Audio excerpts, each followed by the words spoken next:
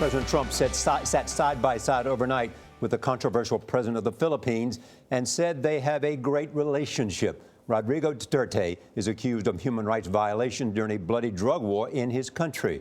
Mr. Trump dodged reporters' questions. President Trump is being criticized at home for his weekend defense of Russian President Vladimir Putin. The president said Putin personally denied again that he was any part of interference in the U.S. election. In the president's words, quote, he said he absolutely did not meddle in our election. And Mr. Trump said this, I really believe that when he tells me that, he means it. Margaret Brennan is traveling with the president. She's in Manila, that's capital of the Philippines, where he's attending a summit of Southeast Asian leaders. Margaret, good morning.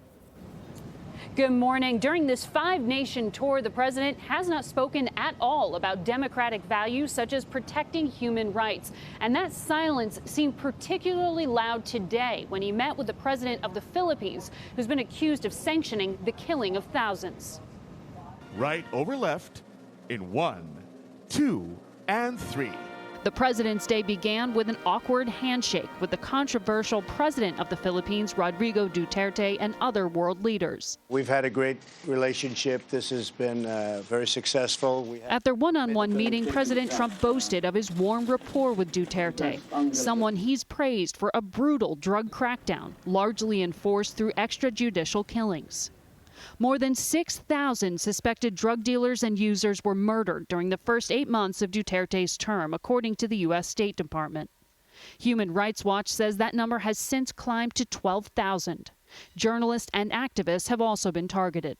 Duterte has openly touted personally murdering people. At the age of 16, just days ago, he bragged about fatally stabbing a person as a teenager. Mr. President, Today in Manila, the two leaders ignored shouted questions about human rights abuses. The president was also silent about human rights violations during his stops in China and Vietnam. I think he's giving Putin a pass.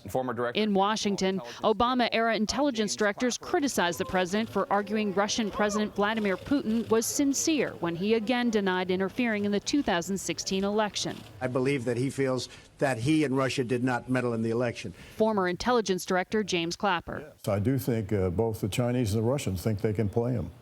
U.S. intelligence concluded with confidence that the hacking was directed by Russia at the very highest levels.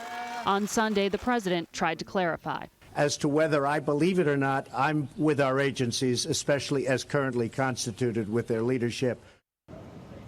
As for human rights, the White House said they briefly came up during a conversation about the drug war, but President Duterte's spokesman said the issue didn't come up at all and that Mr. Trump praised his war on drugs. Norah? All right, Margaret Brennan in Manila. Margaret, thank you so much.